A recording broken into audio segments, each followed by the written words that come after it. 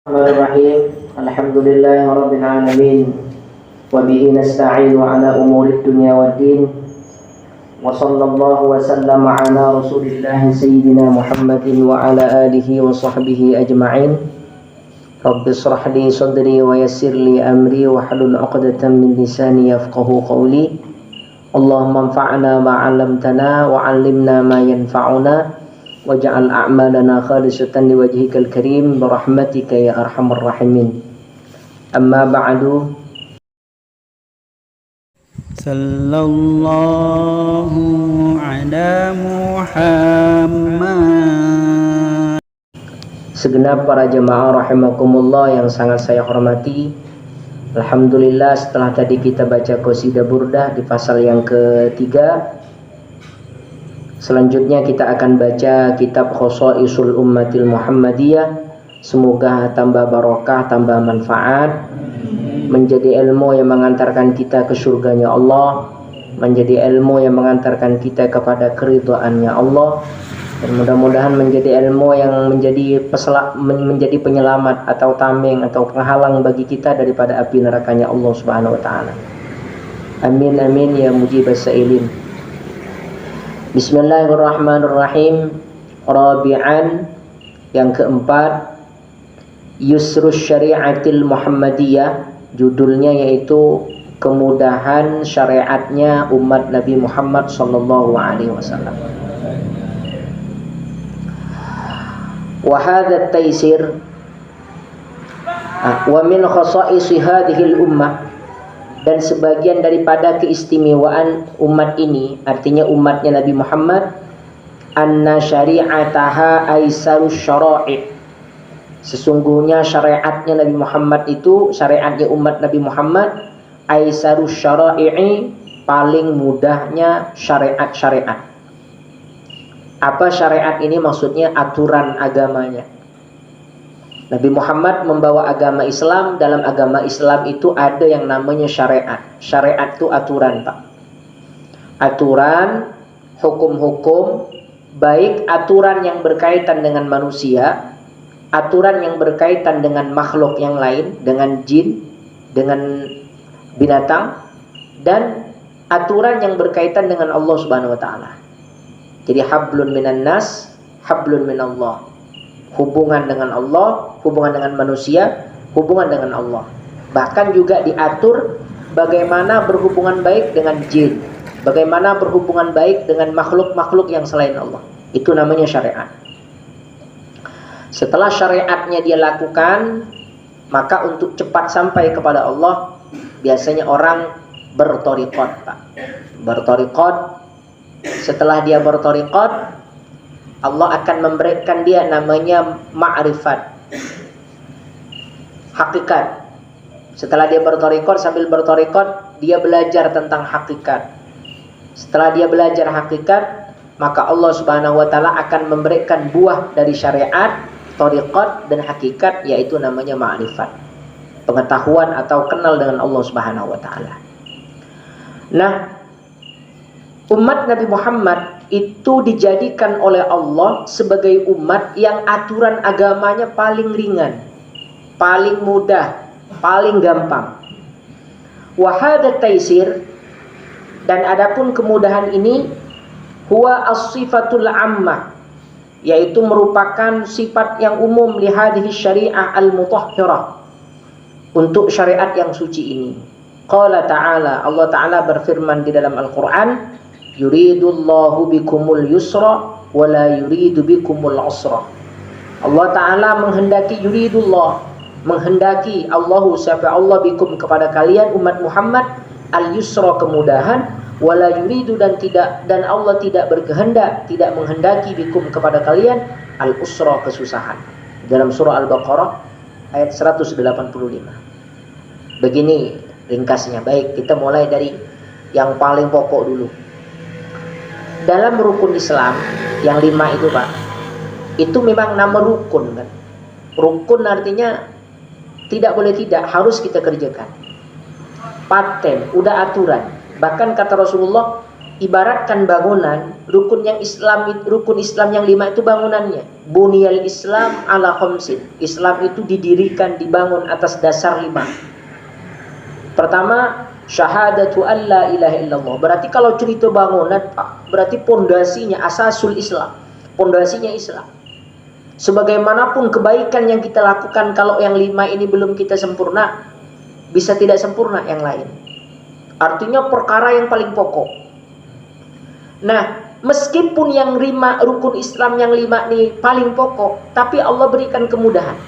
Pertama, rukun Islam yang pertama syahadatu an la ilaha illallah. Bersaksi tidak ada Tuhan selain Allah. Dan bersaksi wa anna Muhammadan Rasulullah, bahwa Nabi Muhammad adalah utusan Allah. Pertanyaannya, berucap 2 kalimat syahadat kan bagi mereka yang bisa bicara, bisa ucap, bisa berucap. Kalau bagi mereka yang terlahir dalam keadaan bisu, yang tidak bisa ngomong, bagaimana dia dianggap syahadatnya? Bagaimana caranya dia dianggap ikrarnya, dianggap Islam? Misalnya begini, ada orang non muslim, bisu Pak, mau masuk Islam. Nama orang bisu, nak kita paksakan suruh ngomong, kan tak mungkin. Satu. Kedua, karena dia bisu, apakah harus kita tolak dan tak boleh dia masuk Islam sebab karena bisu? Kan tak boleh juga. Oh, kamu tak bisa masuk Islam, kamu bisu. Tak bisa. Islam itu tidak demikian. Islam itu rahmah. Kan harus an-nutku, diucapkan. Pasti orang ketika bercerita tentang hukum Islam, rukun Islam, mengucapkan 2 kalimat syahadat. Kan begitu. Pertanyaannya, kalau yang tak bisa berucap, bagaimana dia syahadatnya? Maka ternyata Allah berikan yusra, Allah berikan kemudahan kepada mereka yang demikian, kepada mereka yang tidak bisa berucap. Apa kemudahannya? Bil isyarah. Kalau orang bisu mau masuk Islam, itu syahadatnya pakai isyarah. Ngangguk, Pak. Apakah Anda bersaksi sesungguhnya tidak ada Tuhan selain Allah? Ngangguk. Wa asyhadu anna, apakah Anda bersaksi bahwa Nabi Muhammad adalah utusan Allah? Ngangguk. Itu berarti Islam, Pak. Jadi kalau misalnya besok atau bila-bila Bapak ketemu ada orang non muslim, bukan orang Islam, nak masuk Islam tapi dia bisu, gitu caranya, Pak. Bahkan kalau dia bisa menulis, bisa bil kitabah, bisa pakai tulis. Gitu juga orang bisu kawin, Pak. Orang bisu mau kawin, kan kok kawin kan saya terima, kan ngomong. Kalau bisu macam mana, kan tak bisa. Maka bagaimana kemudahannya? Bil isyarah. Kata penghulunya, saya nikahkan dan kawinkan engkau dengan wanita yang bernama ini, yang mana bapak wali kandungnya berwakil kepada saya dengan mas kawinnya sekian sekian sekian, tunai. Dia cukup nganggu aja. Penghulunya leteh nyebotnya, mas kawinnya banyak, nah dia cukup nganggunya. Itu hebatnya syariat umat Nabi Muhammad. Maka kalau bapak jadi saksi, yang diperhatikan ngangguknya itu, Pak. Kalau dia tak ngangguk, ya tak sah, belum, tak jawab dia. Jadi ngangguknya itu qabil itu artinya, saya terima. Itu saking syariat ini dipermudah oleh Allah. Dipermudah. Maka saya rasa itu mengurangi perdebatan. Biasanya kan kalau dalam pernikahan itu, kalau ada kalimat yang belum pas aja harus diulang. Kalau kena orang bisu begini, tinggal ngangguknya aja, karena tak mikir kalimat lagi, apa tadi ada kalimat yang diucapkan. Itu pertama. Yang kedua, rukun Islam yang kedua, sholat. Sholat itu sampai digambarkan oleh Nabi, imaduddin, tiangnya agama. Rumah tak ada atapnya, Pak, itu masih berdiri. Rumah tak ada dindingnya, masih bisa berdiri. Tapi rumah tak ada tiangnya, ambruk, Pak, roboh. Nah, saking luar biasanya sholat. Tapi meskipun sholat begitu luar biasa, Allah berikan namanya kemudahan, kemurahan. Pertama, dalam pelaksanaannya. Orang yang bepergian, musafir, yang sampai dari rumah ke tempat tujuannya sekitar 89 km, dia boleh menggabungkan 2 sholat dalam satu waktu. Zuhur dimundurkan ke asar, namanya jamak takhir.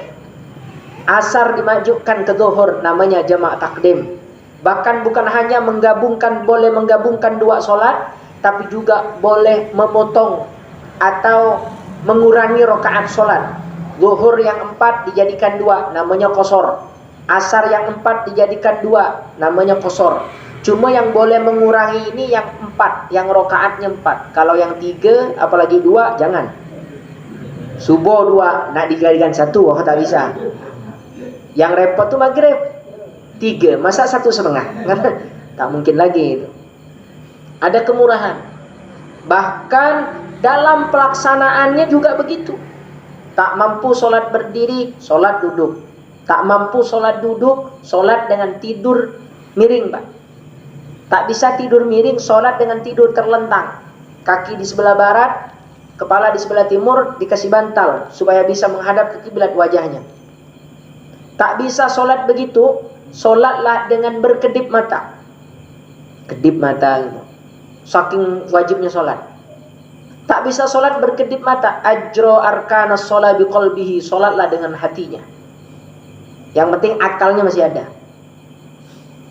Dan ini yang paling puncak, Pak. Kalau udah tak bisa ini tak bisa lah tuh. Udah harus disolatkan lagi. Bukan sholat lagi, disolatkan. Maka sampai ada Sallu qabla an tusallu. Solatlah kalian sebelum kalian semua disolati. Artinya kalau udah disolati itu tinggal penyesalan saja.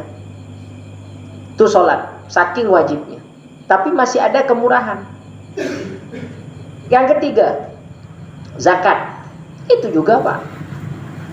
Zakat itu tidak seluruh umat Nabi Muhammad. Kalau zakat harta itu tidak seluruh umat Nabi Muhammad diwajibkan zakat. Yang diwajibkan zakat itu adalah orang-orang tertentu yang memiliki harta tertentu. Satu, kalau zakat mal yang wajib dizakati dari binatang cuma 3.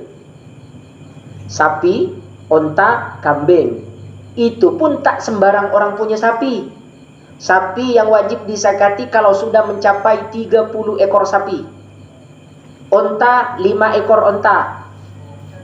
Onta 5 aja. Kambing 40 ekor kambing.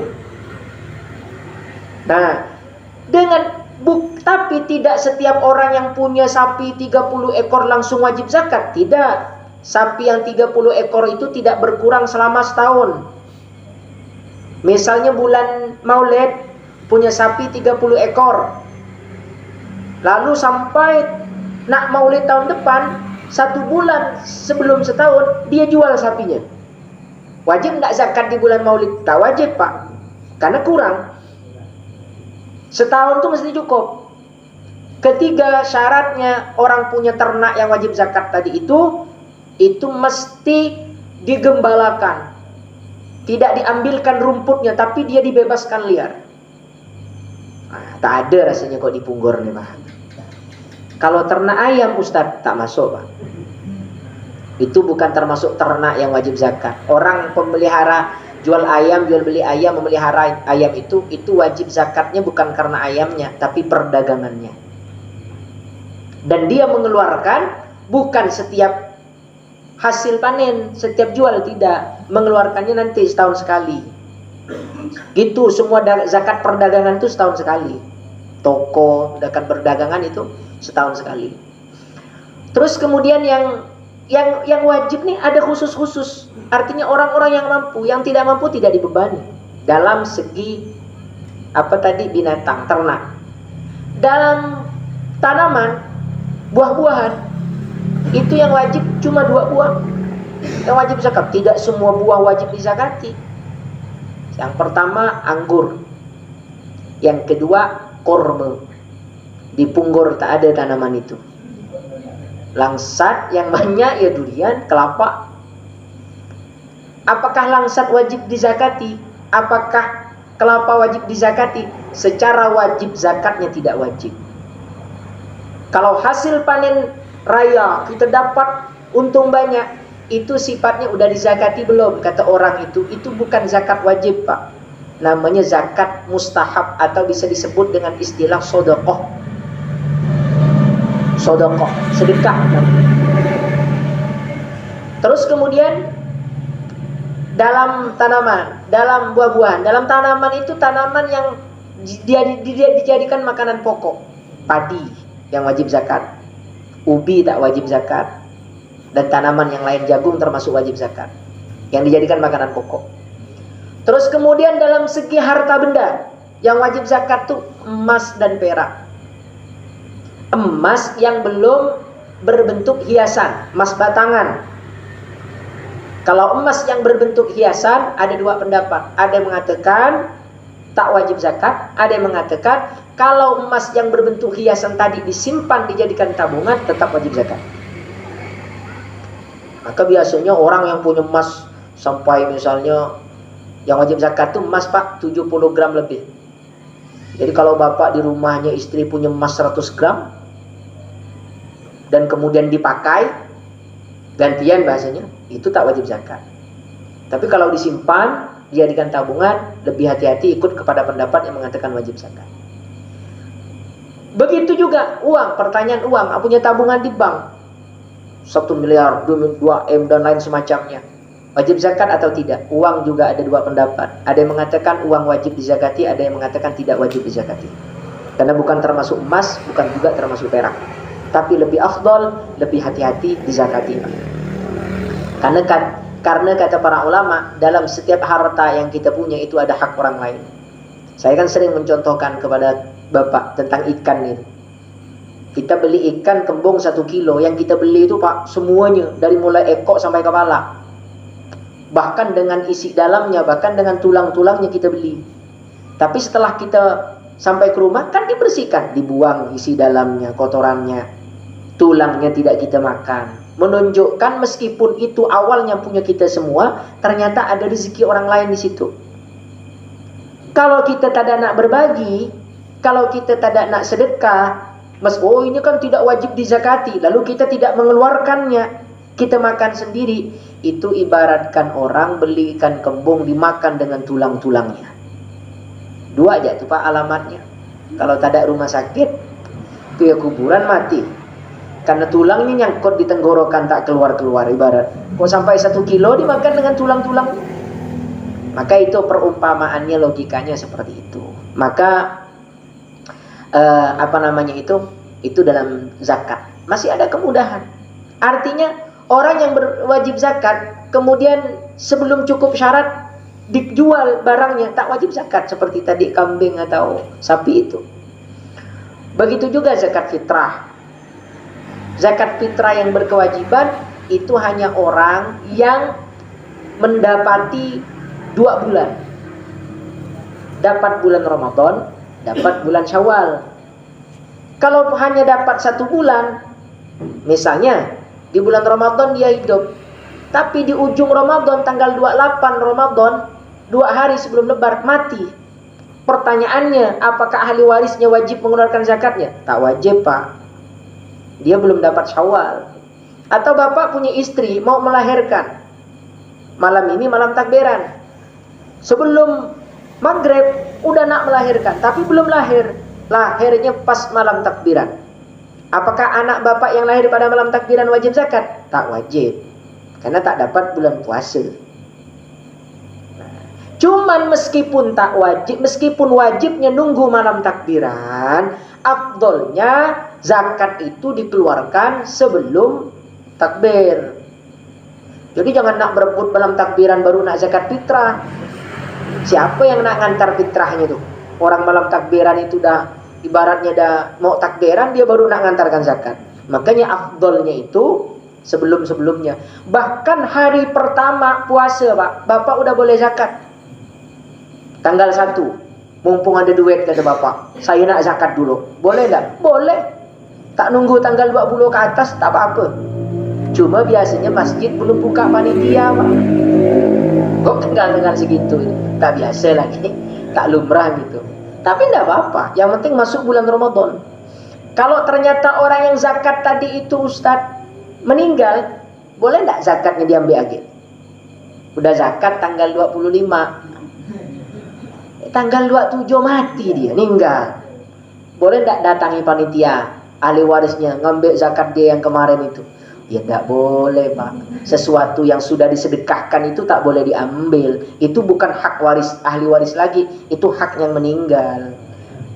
Bukan ahli waris tak boleh nuntut itu nak diambil. Oh tak bisa. Karena itu sedekahnya dia yang meninggal. Tak boleh diambil. Kemudian yang keempat, puasa Ramadan. Itu lebih gampang lagi. Kalau umat Nabi Musa berpuasa 40 hari, kita hanya diwajibkan berpuasa 30 hari. Itu pun kadang dapat diskon lagi 29 hari. Kau rukyat Pak, tak jadi 30 tapi 29. Umat Nabi Daud diperintahkan berpuasa seperti Nabi Daud. Sehari puasa, sehari tidak. Sehari puasa, sehari tidak. Sehari puasa, sehari tidak. Wajib tuh Pak umat Nabi Daud. Kita kan sunnah. Orang berpuasa itu yang paling puasa sunnah yang paling afdal itu puasanya Nabi Daud. Sehari puasa, besoknya tidak. Sehari puasa, besok tidak. Begitu seterusnya. Selama-lamanya. Selama-lamanya. Sampai mati. Gitu. Kalau umat Nabi Daud begitu. Tapi kita tidak. Hal itu tidak diwajibkan, tapi disunnahkan. Kalau umat Nabi Musa, terkadang puasanya harus nyambung. Siang malam Pak. Siang puasa, malam puasa. Kalau umat Nabi Muhammad justru nyambung puasa, haram hukumnya. Pokoknya bila maghrib harus buka. Tak boleh dia nyambung puasanya siang sampai malam. Itu bedanya syariat. Maka dianggap paling mudah. Bahkan dalam kemudahannya berpuasa itu, orang yang melakukan perjalanan jauh yang sampai 89 km tadi boleh membatalkan puasanya. Tapi wajib mengganti. Orang sakit boleh membatalkan puasanya. Orang yang dalam keadaan hamil, dalam keadaan menyusui boleh tidak berpuasa. Itu diberikan kemudahan oleh Allah Subhanahu wa taala. Apalagi yang kelima, haji. Itu jelas bagi orang yang mampu, man istata'a ilaihi sabila. Semuanya diringankan oleh Allah sebab kita menjadi umat Nabi Muhammad sallallahu alaihi wasallam. Syariatnya mudah-mudah. Syariatnya simple umat Nabi Muhammad. Tapi Pak, ini anehnya. Meskipun umat Nabi Muhammad ini syariatnya digampangkan Allah, tapi pahalanya malah ditambah. Harusnya kan begini Pak. Kalau Bapak jadi bos, melihat karyawan yang rajin, kerjaannya berat, itu kan biasanya Bapak gajinya naik kan? Dinaikkan karena dia pekerjaannya berat. Tapi Allah kebalikannya.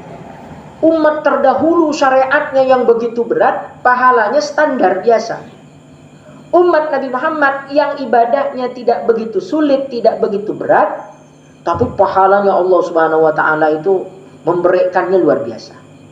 Kenapa bisa demikian? Karena yang jadi pandangan Allah itu bukan kita, tapi Nabi Muhammadnya. Ada Nabi Muhammadnya itu Pak, umat Muhammad. Jadi ada itunya itu. Maka Rasulullah nyebut ummati ummatun marhumah. Umatku itu adalah umat yang Allah sayangi, yang dikasih sayangi Allah. Allah itu begini. Kan Nabi Muhammad tuh, karena Nabi Muhammad itu yang dicintai Allah, jadi apapun yang diingini Nabi Muhammad itu Allah akan mewujudkannya. Kalau Bapak mencintai seseorang, apapun yang diingini oleh orang yang dicintai, pasti Bapak akan berusaha mewujudkannya. Apa di antara yang diinginkan Rasulullah? Rasulullah tuh pengen Pak, kan seluruh umat ini masuk surga semua. Itu keinginan Nabi. Wallahi ma'ardo wa wahidun min ummati finnar. Saya demi Allah kata Nabi, aku belum ridho, aku belum senang, aku belum bahagia kalau ada di antara umatku yang masuk neraka. Itu Nabi. Satu, kalau ada satu aja dari umatku yang masuk neraka. Nabi Muhammad menginginkan kita semua ini masuk surga. Cuma Allah tuh kan punya aturan. Tak mungkin lah langsung masuk kan begitu Pak. Allah tuh punya aturan. Aturannya apa? Surga itu mesti dimasuki oleh orang yang disayangi Allah. Orang yang disayangi Allah itu adalah orang yang taat kepada Allah. Itu aturannya. Dan Allah yang punya aturan pasti kita harus menjalankan. Cuman Allah Bagaimana caranya agar umat Nabi Muhammad ini bisa masuk surga? Dengan lewat jalur taat tadi. Maka aturannya dipermudah oleh Allah agar umat Nabi Muhammad ini mudah menjalankan taat. Nah itu. Apa di antaranya? Banyak, Pak. Kalau nak sebutkan pahala-pahala umat Nabi Muhammad ini luar biasa.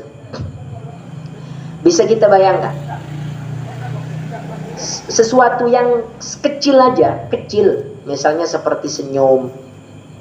Itu saja dianggap sedekah. Tabassumuka li akhika shadaqatun. Senyummu terhadap saudara muslimmu itu sedekah. Bayangkan sayangnya Nabi. Saking pengennya umatnya takut taat, takut tak dapat pahala sedekah. Kan umat Nabi itu, Pak, macam-macam. Kalau sedekah itu diartikan harus pakai uang, harus pakai harta. Lalu bagaimana dengan nasibnya orang miskin itu? Yang tak punya harta lebih. Mau sedekah. Macam mana cara pahalanya? Maka Nabi Muhammad kasih jalan yang lain. Kata Rasulullah, tabassumuka ala wajhi akhika shadaqah. Tabassumuka li akhika shadaqah. Senyummu terhadap saudaramu itu sedekah. Tentu hadis ini diperuntukkan bagi mereka orang-orang yang ibaratnya tak punya kelebihan harta. Biar dia sama-sama pahala sedekah. Orang yang kaya, Pak, untuk sedekah jangan ngamalkan hadis ini. Terbalik. Dia kaya harta, tak mau sedekah hartanya. Kenapa? Tabassumuka li akhika sedekah, sedekah. Senyum aja kepada saudara kita udah sedekah. Saya sedekah senyum aja, tak usah sedekah duit bahasanya. Itu salah penempatan hadis. Ia yang kaya sedekah duit dengan senyum double, Pak. Tapi jangan ini jadikan alasan kita yang punya harta benda lalu tidak mau bersedekah. Itu salah kaitannya. Ada lagi orang memahami hadis ini salah. Mengutip hadis inna bi kulli tasbihatin shadaqah. Baca tasbih itu sedekah. Wa kulli tahlilatin, baca la ilaha illallah itu sedekah. Baca takbir sedekah, baca tahmid sedekah, ngajak kebaikan sedekah, melarang orang berbuat buruk sedekah. Betul hadisnya, Pak. Tapi kita tengok dulu kejadiannya seperti apa. Maka orang yang berkelebihan harta, dia tidak mau menginfakkan hartanya karena jalan sedekah banyak, dia cukup baca subhanallah katanya sudah sedekah. Itu salah penempatan hadisnya. Hadis ini bercerita tentang orang-orang miskin yang datang kepada Nabi Muhammad SAW. Orang miskin itu ngadu kepada Rasulullah. Ya Rasulullah, kami ini adalah umatmu. Terus kenapa kata Rasulullah? Orang kaya itu enak wahai Nabi. Dia sholat, kami sholat. Sama-sama dapat pahala sholat. Dia puasa, kami puasa. Sama-sama dapat pahala puasa. Cuman dia bersedekah, kami tak bisa bersedekah. Jadi macam mana caranya agar kami bisa sama seperti mereka bisa sedekah? Sedangkan kami tak punya harta benda. Apa kata Rasulullah? Awalaisa qad ja'alallahu lakum ma tasaddaqun? Apakah Allah tidak menjadikan kepada kalian sesuatu yang bisa kalian sedekahkan? Bingung sahabat. Artinya dalam diri kamu itu sudah Allah jadikan sesuatu yang bisa kamu sedekahkan. Apa itu? Baca takbir, sedekah kata Nabi. Jadi kamu jangan berkecil hati. Kamu tidak bisa bersedekah dengan harta. Bersedekahlah dengan berucap takbir. Bersedekahlah dengan berucap subhanallah. Bersedekahlah dengan berucap alhamdulillah. Bersedekahlah dengan mengajak orang lain kebaikan. Bersedekahlah dengan melarang orang lain berbuat buruk. Bahkan kata Rasulullah, kamu tidur dengan istrimu itu sudah sedekah. Wa fi bid'i ahadikum shadaqah. Tidur dengan istri sedekah. Bahkan sahabat nanya, betul ya Rasulullah, tidur dengan istri itu sedekah? Oh iya. Kalau kamu meletakkan kemaluanmu kepada bukan tempatnya, apakah itu tidak berdosa kata Allah? Kata Rasulullah, iya berdosa ya Rasulullah. Berarti kalau kamu meletakkan kepada tempatnya, berarti pahala kata Nabi Muhammad SAW. Itu aja sedekah, Pak. Bayangkan hebatnya umat Nabi Muhammad. Sampai segitunya disebut sedekah. Sama begini. Bapak kalau ini udah sekarang dekat-dekat musim haji, Kalau lihat pahalanya haji, Pak, pahalanya umroh, luar biasa. Luar biasa. Tapi pertanyaannya, apakah seluruh umat Nabi Muhammad bisa melaksanakan haji dan umroh? Kan tak semuanya bisa, Pak. Karena ke sana perlu dana, ke sana perlu biaya, apalagi sekarang lebih mahal lagi. Naik lagi. Artinya tidak seluruh umat Nabi Muhammad mampu. Tapi Nabi berikan solusi untuk mereka yang tidak mampu itu. Apa kata Rasulullah? Barang siapa yang berjamaah sholat subuh, kemudian berjamaah sholat subuh dengan sempurna, kemudian ia setelah subuh itu berzikir sampai terbit matahari, maka pahalanya seperti haji yang sempurna, kalau umroh yang sempurna. Itu hebatnya umat Nabi Muhammad SAW. Atau barang siapa yang menghadiri majelis ilmu di masjid atau di tempat-tempat yang lain, diadakan majelis ilmu, dia datang dengan mengharap ridha Allah, maka pahalanya seperti umroh yang sempurna. Itu solusi bagi mereka yang belum mampu melaksanakan umroh haji. Tapi kalau mampu, Pak, jangan pakai dalil ini. Apa? Ente kan mampu melaksanakan umroh dan haji, kok tidak melaksanakannya? Saya pergi ke majelis taklim aja, sama pahalanya. Oh ya, tidak bisa. Ini diperuntukkan lagi untuk mereka yang tidak mampu itu. Jadi salah pakai dalil, penempatannya bisa salah kita. Itu yang mesti dipahami. Jadi setiap dari kita ini, Pak, sudah diberikan oleh Allah kesempatan dari nikmat yang Allah berikan. Semuanya bisa dipergunakan untuk dekat dengan Nabi Muhammad SAW. Yang punya harta, yuk lewat hartanya. Yang punya kekuatan, lewat tenaganya. Yang punya ilmu, dengan ilmunya. Yang mempunyai pemikiran, lewat pemikirannya. Idenya, semuanya itu punya kesempatan untuk meraih kesenangan, kecintaan Nabi Muhammad SAW. Itu syariat Nabi Muhammad. Ini yang berhubungan dengan Allah, yang dimudahkan Allah. Syariat yang berhubungan dengan manusia, anggaplah dalam pernikahan. Pernikahan begitu juga dimudahkan. Apa kan cukup ucap, Pak. Mas kawin itu, Pak, itu tergantung anak kita. Kalau anak kita tak minta mas kawin, laki-laki tak wajib bayar mas kawin. Apakah pernikahan itu harus mas kawin? Iya, harus. Wajib. Tapi kalau si perempuan tak minta, Pak. Enggak, Pak, saya tidak minta mas kawin. Misalnya, tak apa-apa. Karena itu haknya perempuan. Coba pasti kita anggap aneh itu. Oh, pernikahan tak pakai mas kawin itu kan dianggap aneh. Maka mas kawin itu sunnah. Bukan sunnah, mas kawin itu wajib kalau perempuan itu minta, dan sunnah disebutkan di dalam akad. Itu mas kawin. Tapi kemudahannya di mana? Situ tadi. Kalau si perempuan tidak, ya enggak apa-apa. Bahkan perempuan itu berhak, boleh, Pak, menghapus tanggungannya. Misalnya begini. Perempuan tuh minta mas kawinnya 1 juta. Tapi tidak kontan, Pak. Taruhlah dihutang dulu. Maklum si laki-laki belum punya uang.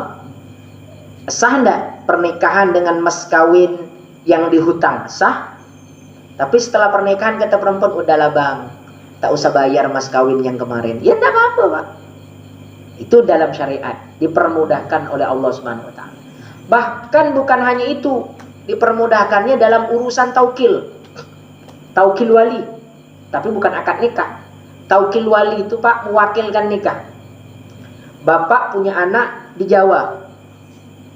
Di Jawa lagi kuliah atau lagi sekolah atau lagi mondok. Kemudian ketemu jodohnya di sana. Mau dinikahkan di sana. Bapak ada di sini. Bapak tak bisa datang ke sana.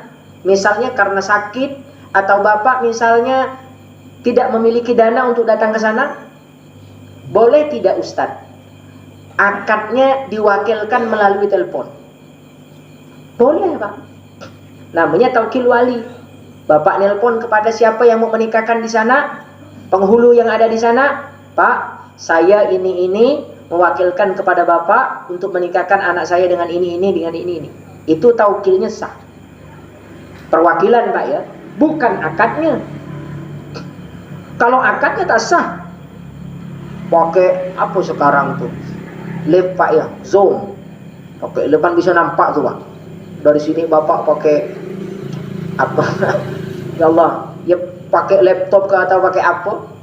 Zoom meeting yang besar itu. Kemudian bapak ngomong dari sini, saya nikahkan dan kawinkan engkau dengan anak saya yang bernama ini, tak bisa. Kalau akad mesti bertemu, berkumpul. Tapi kalau wakil itu mesti boleh. Dan kadang Pak, ini yang salah. Misalnya begini, kadang saya sering ketemu orang tuanya di Jakarta, anak perempuannya di sini. Di sini ada saudaranya. Akhirnya yang jadi wali siapa? Saudaranya. Alasannya bapaknya di sana di Jakarta tak bisa di sini. Siapa yang jadi wali? Saudaranya. Tak bisa Pak. Selama wali itu masih hidup, tak bisa pindah kepada saudaranya. Saudaranya itu bisa jadi wali, ya tak bisa jadi wali, dia bisa jadi wakilnya wali. Maksudnya bapaknya di sana mewakil kepada dia. Itu bisa. Tapi kalau dia yang jadi walinya, tak bisa Pak. Itu. Jadi kalau bapaknya jauh Ustaz, tak bisa datang ke sini, dan bapaknya tak bisa berwakil wali, perempuannya mau kawin, saudaranya setuju, siapa yang bisa jadi wali nikahnya? KUA, hakim namanya, bukan saudaranya. Itu. Tapi kan kok kata masyarakat, kenapa kawin dengan KUA? Kan saudaranya ada. Nah itu, hukum itu kadang begitu Pak. Jawabannya, karena wali aslinya ada. Wali aslinya ada. Itu banyak harus dipahami, yang mesti dipahami. Jadi hukum ini dalam syariat umat Nabi Muhammad SAW, itu semuanya ada solusinya. Dipermudah oleh Allah, tidak diperberat. Maka dalam urusan beribadah jangan memperberat diri. Agama ini yusrun, agama ini mudah, tapi jangan dianggap mudah. Agama ini tidak repot, tapi jangan disepelekan. Jadi agama ini lentur Pak. Jangan sampai kita tegang beragama ini. Agama ini simpel. Yang penting kita memahami, yang penting kita mendalaminya, mempelajarinya dengan betul, maka kita tidak akan terkekang dengan agama. Kalau ada orang beragama Islam tapi dia merasa terkekang dengan Islam ini, maka dia sebenarnya belum mengerti syariat umat Nabi Muhammad SAW. Nah, mudah-mudahan ini jadi ilmu yang barokah manfaat, berbarengan dengan keridhaan Allah Subhanahu wa taala. Amin ya rabbal alamin. Subhanakallahumma wa bihamdika asyhadu an la ilaha illa anta astaghfiruka wa atubu ilaik. Selanjutnya barangkali ada yang mau ditanyakan para jemaah sekalian, baik berkenan dengan apa yang saya sampaikan tadi. Segenap para jemaah